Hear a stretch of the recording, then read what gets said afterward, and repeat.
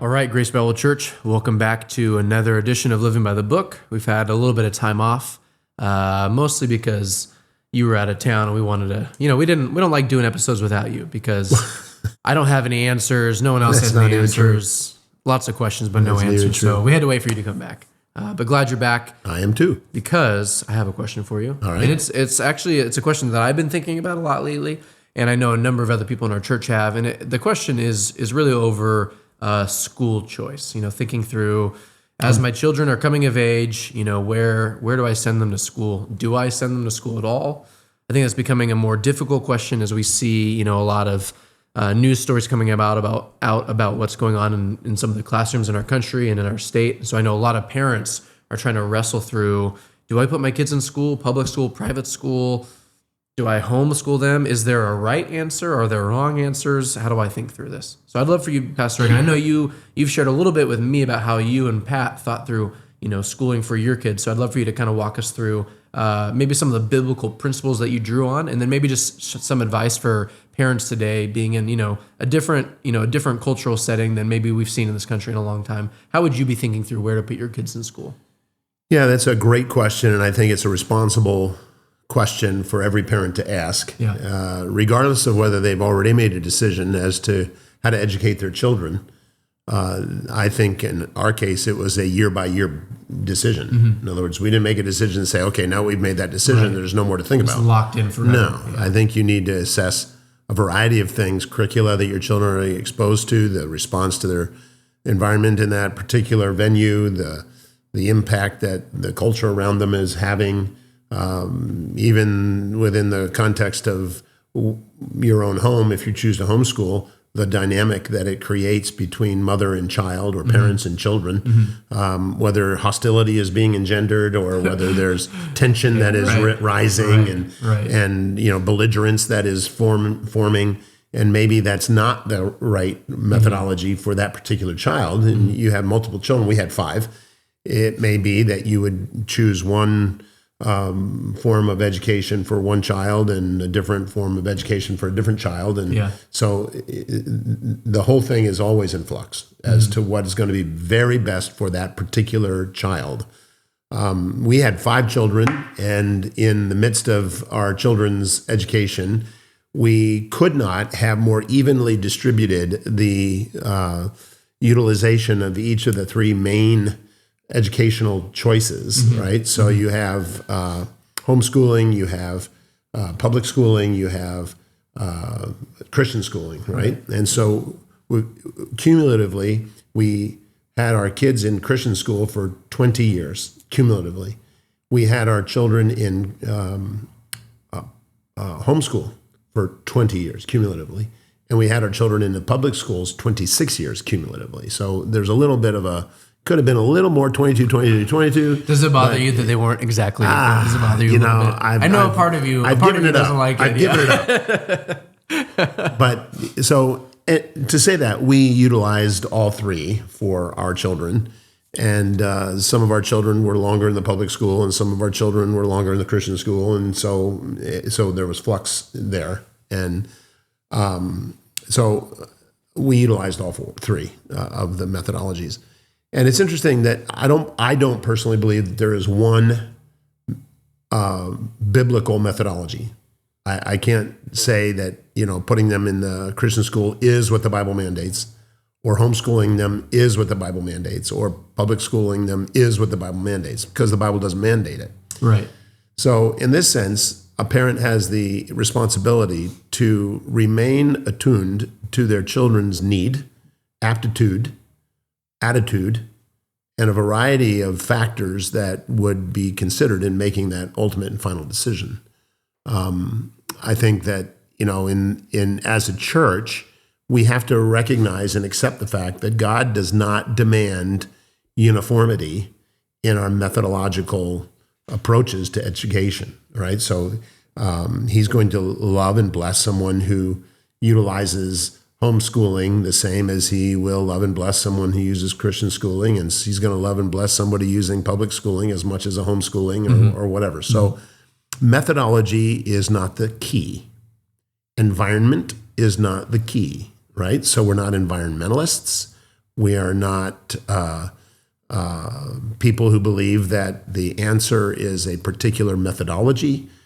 Some people think that, okay, I'm going to homeschool. Now I'm safe. Now my kids will turn out. They'll be fine. They'll be sequestered from the influence of wickedness that exists in our community.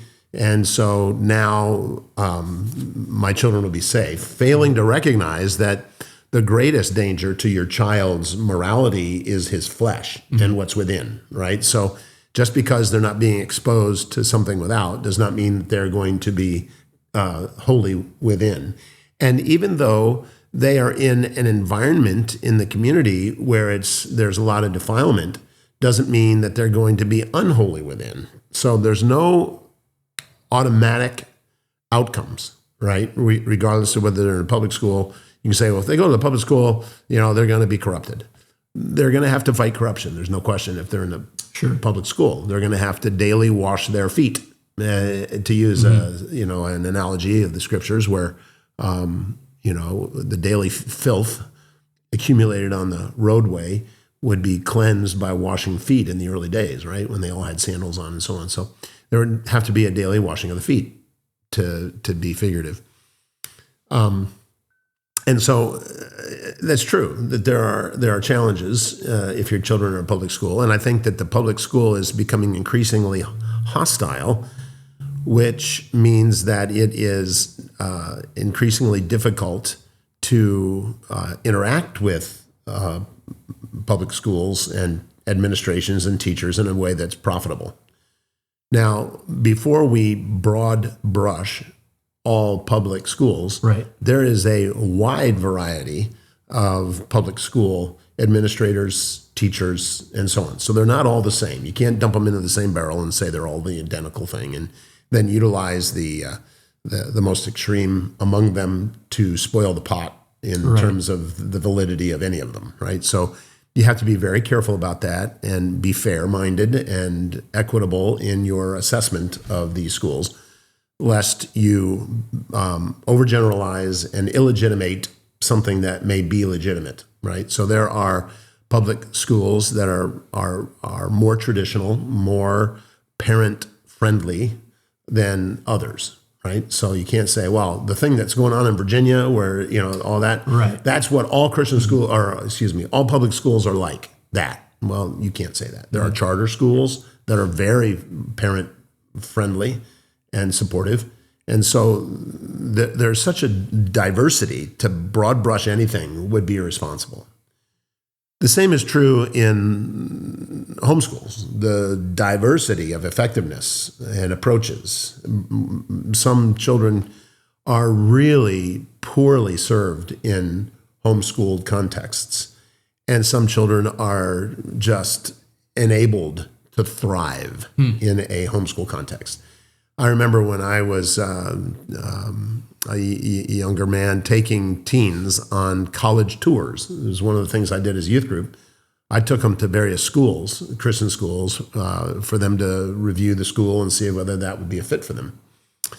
And on one occasion, I was talking to the president of a college. We were having lunch together, and I said to him, "Tell me, I'm very curious, in the three methodologies of education, which is the most prepared student coming to you from a homeschool, public school, Christian school? Where would it be?" And he said, by far, the most prepared and the most excellent students are homeschool students.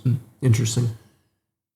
By far, the least prepared students are homeschool students. Right. So that just spoke to the diversity of effectiveness of parental lead in their children's education. So they're the best prepared when it's done right. They're the most poorly prepared when it's not done right. And he said, so if you take that and average them, they come in below the public school children, because the public school students that come in are very, I've survived, and now it's a breath of fresh air to be in a Christian environment, and I'm just here to thrive, and I want to learn everything I can, and I'm finally able to trust what teachers are telling me, and they just are like sponges that soak it in. Christian school students, he said, are some of the most difficult, because they come in, they slouch in their chair, fold their arms, tell me something new. I've got the same old, kind of a thing. Now, that's broad, and you can't say every Christian school student comes in like that, or every public school student comes in like that, or a homeschool student comes in like that. He was just generalizing and Sure. describing the ethos that exists among the categories, right? So I think that just bears witness to the reality that a parent remains, regardless of what educational choice one selects, remains the primary influence in the child's life.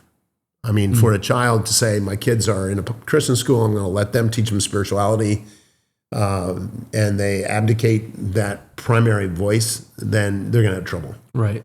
If they send them to the public school and assume they're going to be fine, they don't have to worry about it, and they're just going to take at face value what their children are saying and doing, they're going to have trouble, right? And for you to homeschool and just believe that because I'm homeschooling, everything's going to be fine. I just teach them and everything will be great.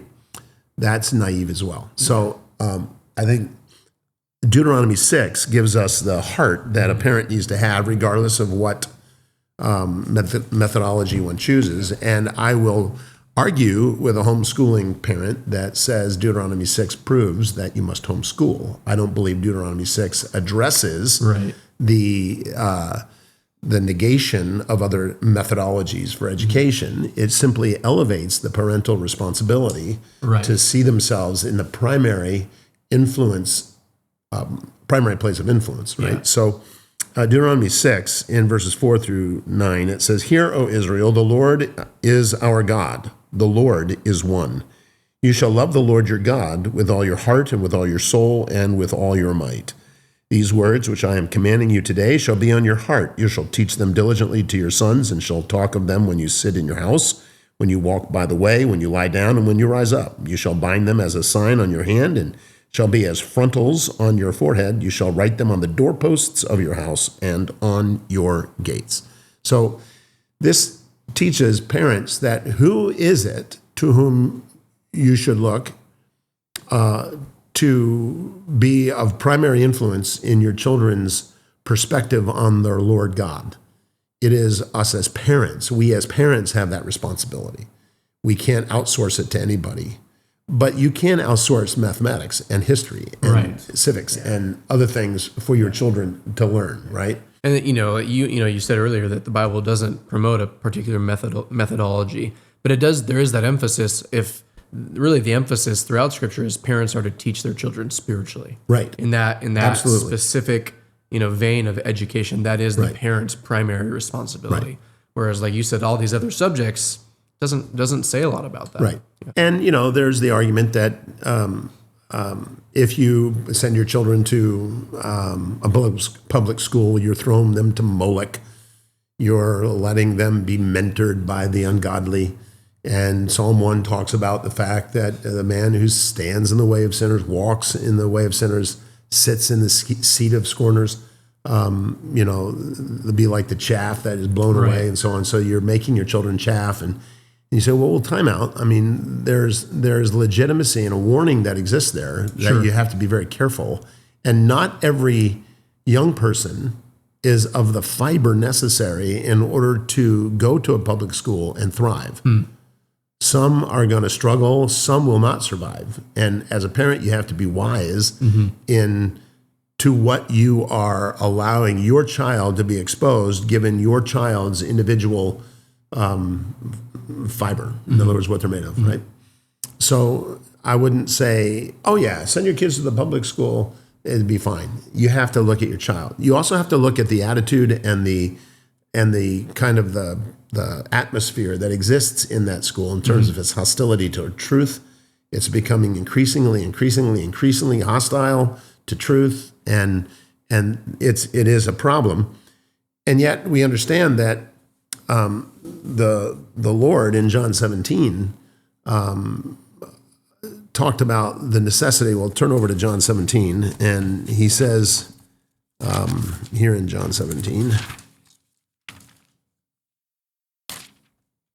look at verse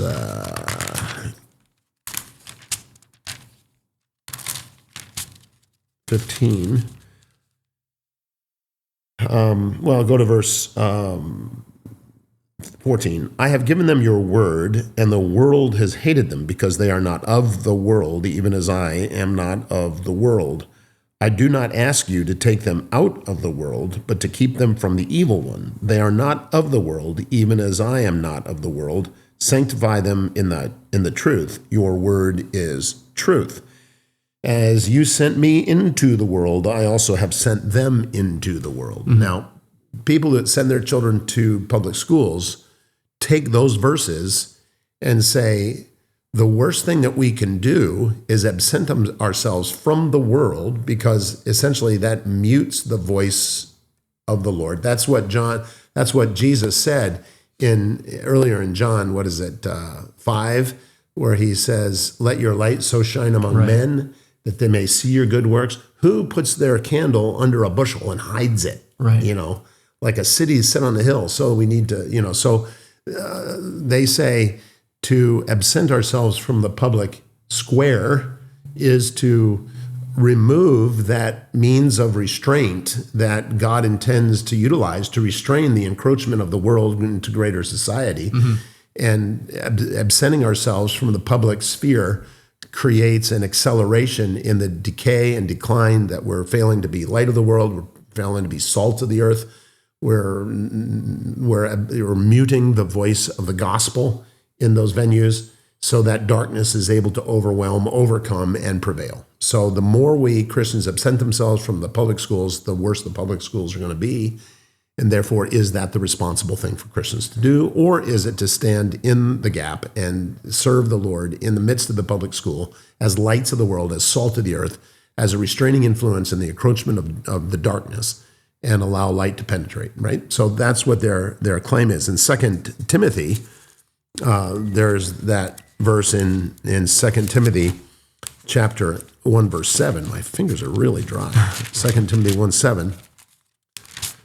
That says, for God has not given us the spirit of timidity, but of power, love, and discipline. So we don't have to fear. The Lord doesn't say, hey, be scared of the darkness. No, be timid about the ungodly. Don't allow yourselves to be encountering darkness or interacting with the wicked. Don't do that, because you're going to fail, you're going to fall, your children are going to burn to Moloch and all these kind of things. And God has not given us a spirit of fear, but a power, love, and a sound mind.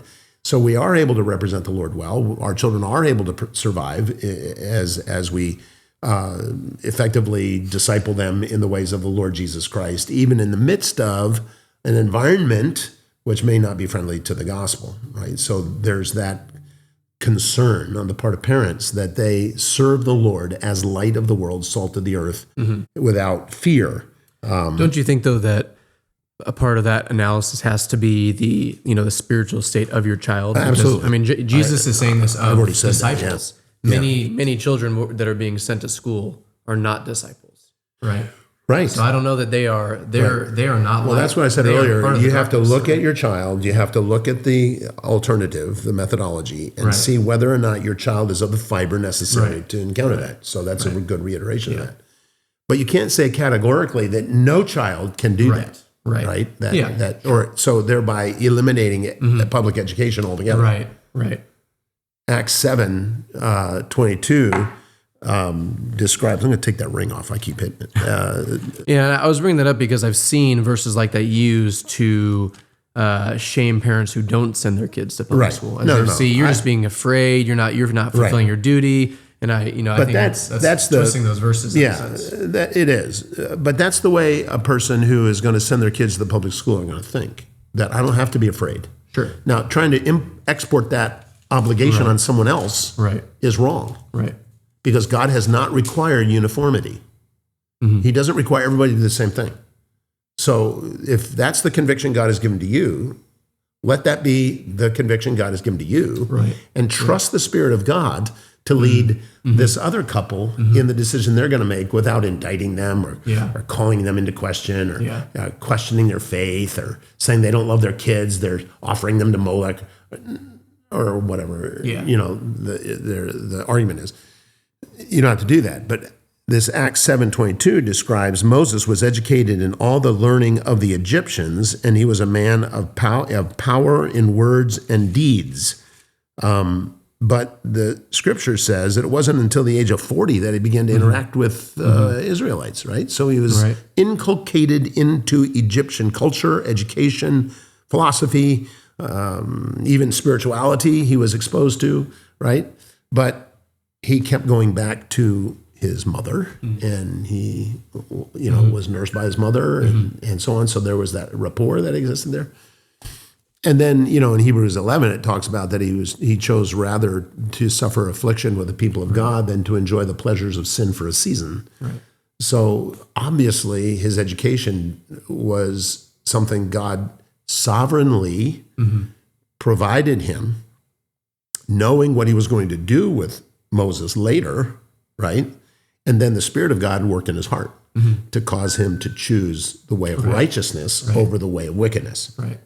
Which, one of the things that parents have to realize is that if your children turn out, and this is how my wife and I have looked at our children, if our children were going to turn out, it was going to be because of grace. Yeah, it was not going to be because we had them in a public school or private school, right, or anything else, right, or that you had them in church every week. Exactly, it's by grace. Yeah. Right? Now, every parent, regardless of what educational choice you advocate, has to come down to the fact that the educational choice is not the key. Right. Grace is the key. Yeah. Right? And that's what you have to do. Now, for Christian education, so that's an advocacy for public education, right? So I want to be equitable and say there are arguments against that, which we could argue. Yeah. And the Christian school is, the arguments for the Christian school, in Luke 6, this is where a lot of those who argue for Christian education go. And, they have in their back pocket here the words of Jesus. In verse 39, a blind man cannot guide a blind man, can he? Will they not both fall into the pit? A pupil is not above his teacher, but everyone, after he has been fully trained, will be like his teacher. So the person who believes in Christian education says, you need to have a Christian teacher. Right. Someone who is not blind, because your children are blind and they need to be led in academics and in spirituality and all these kind of things. So select a Christian teacher who will be able to guide your student with a biblical worldview, with a biblical reference, frame of reference in what they're being educated. And you can utilize biblical and spiritual principles in any discipline in class that a child is taking.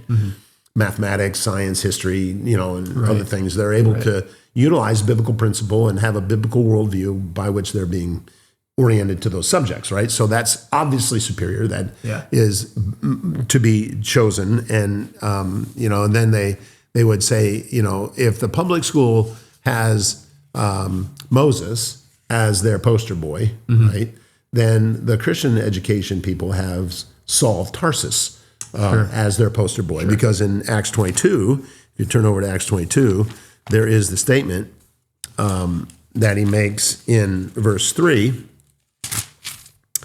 that I am a Jew born in Tarsus of Cilicia, but brought up in this city, Jerusalem, educated under Gamaliel, strictly according to the law of our fathers, being zealous for God as you all are today. So Gamaliel was a rabbi or an educator, someone who was over the system of education for other Pharisees and religious leaders. And so obviously he was in a Christian spiritual environment. Christian wasn't existed yet. I feel like the next verse kind of argues against that when he says, I persecuted this way. Doesn't that kind of undermine? I don't know if that helps I don't know if that makes him the poster boy or not, but it's interesting. Right. Well, the point was Judaism. Judaism was the spiritually the spiritual foundation for, and the analogy is that if the spiritual foundation for our faith is Christianity, then you would, then you would be able, and actually it supports the point, because you would be able to militate against aberrant viewpoints, right? Because you're so well trained in Christianity. Right.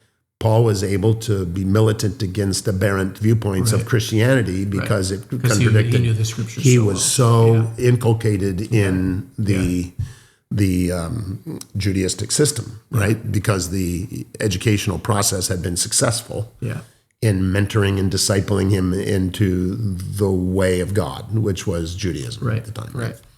So they say, well, that kind of an environment provides the means by which a child is able to be educated in a way that will allow them, they say, train up a child in the way he should go. When he's older, he will not depart from it. Apparently, Saul parted from it to the point where he made a name change. He became Paul, an apostle of Jesus Christ. Right. So there was a radical conversion there to the truth, right? So that's an argument for Christian education, right?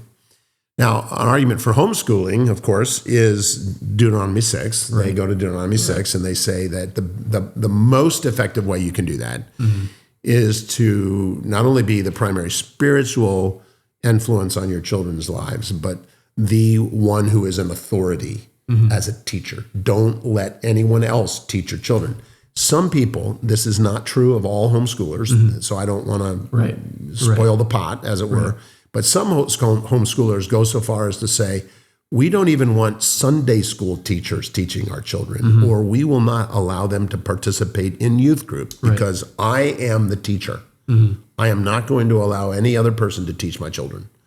So they take Deuteronomy 6 to an extreme. Now, not all homeschoolers do that, obviously. I don't think the majority do. Probably not.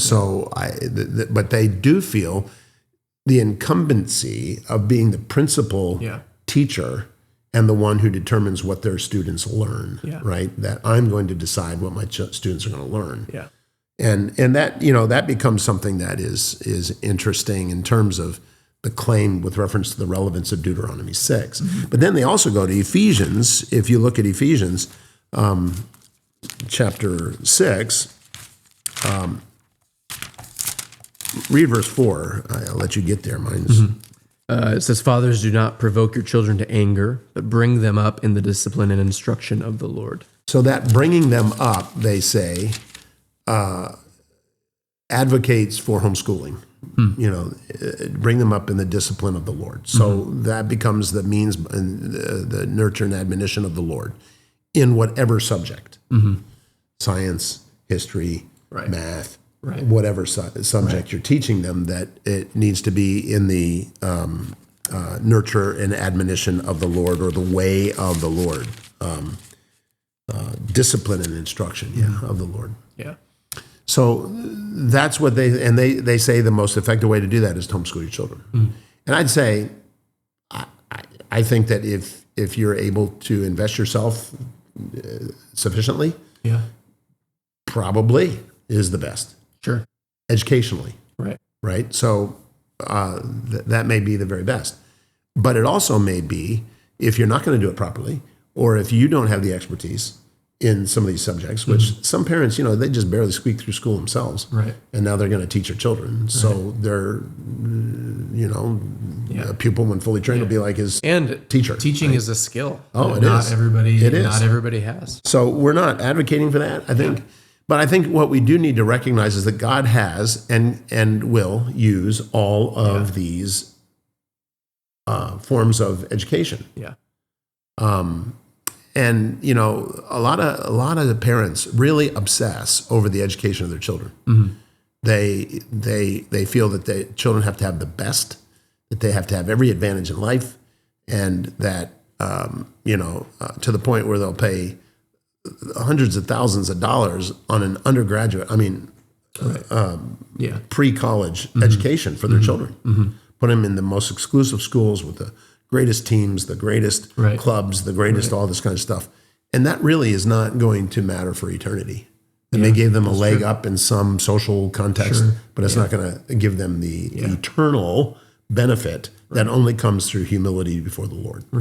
And I think one last word on this, because this is getting long, but one last word on this is that parents need to let other parents make the decision for themselves without the fear of being judged by other parents for not lining up with the conventional wisdom of the peer group, right? So if you don't homeschool, then you don't love your kids. You put your kids in the public school, oh man, you're just it's foregone conclusion they're going to hate God or whatever, and you just have to be very careful that you don't do that. Romans 14 teaches us in some of these conscience issues an individual decisions, that we need to recognize that everybody stands individually before the Lord. In verse 23, Scripture says, but he who doubts is condemned if he eats, because his eating is not from faith, and whatever is not from faith is sin. So the general principle there is you have to do what you do. The decisions you make with reference to even this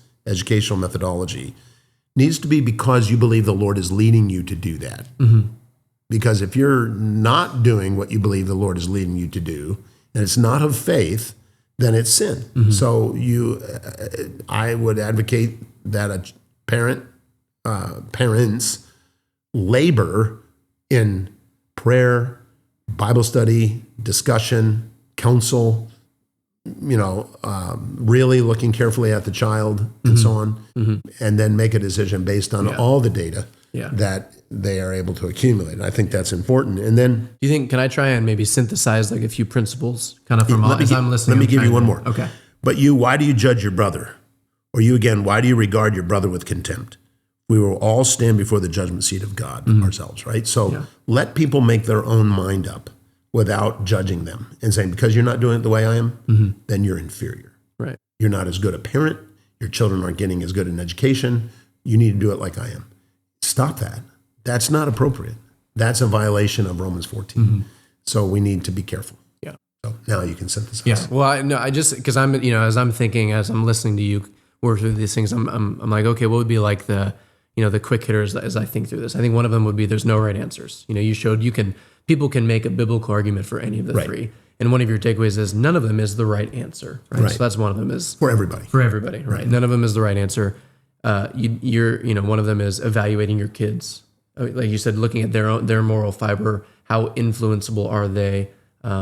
What is their spiritual state?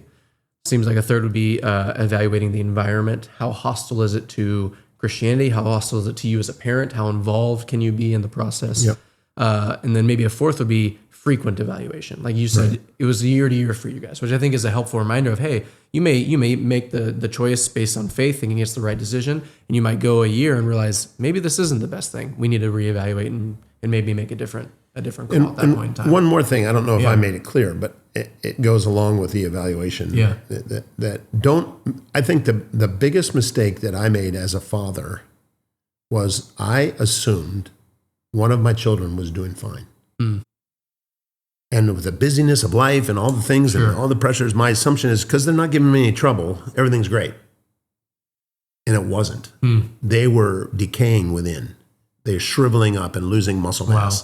Wow. Mm. And I didn't realize it until an incident occurred where there was a breakdown, a big breakdown, and it had been going on for 6 weeks. And I didn't know anything about it. I was just assuming everything was right. And my caution is to a parent, never assume that because your kids are not giving you trouble, that they're doing fine. That's really good. Don't ever assume they're doing fine. That's really good. Remain relevant to their lives. Remain focused on how they're doing. Yeah. And seek to shepherd them all the way along. Yeah. Yep. Don't make assumptions. Yeah, that's helpful. That's a lot of helpful information. I think you've given parents a lot of data to work with. Like you said, they are ultimately the only ones that can assess the data that is unique to their child. I think that's a helpful rubric. And parents need to pray for each other. Homeschooling parents need to pray for public schooling parents. You need to pray for Christian schooling parents. You need to be praying for homeschooling parents, and on and on. Yeah. We need to unite and pray for each other, not segregate and lob incendiaries at one another. We need to just come together as Christians and pray for our kids. Yeah. Yep. Well, parents, we hope that this has helped you.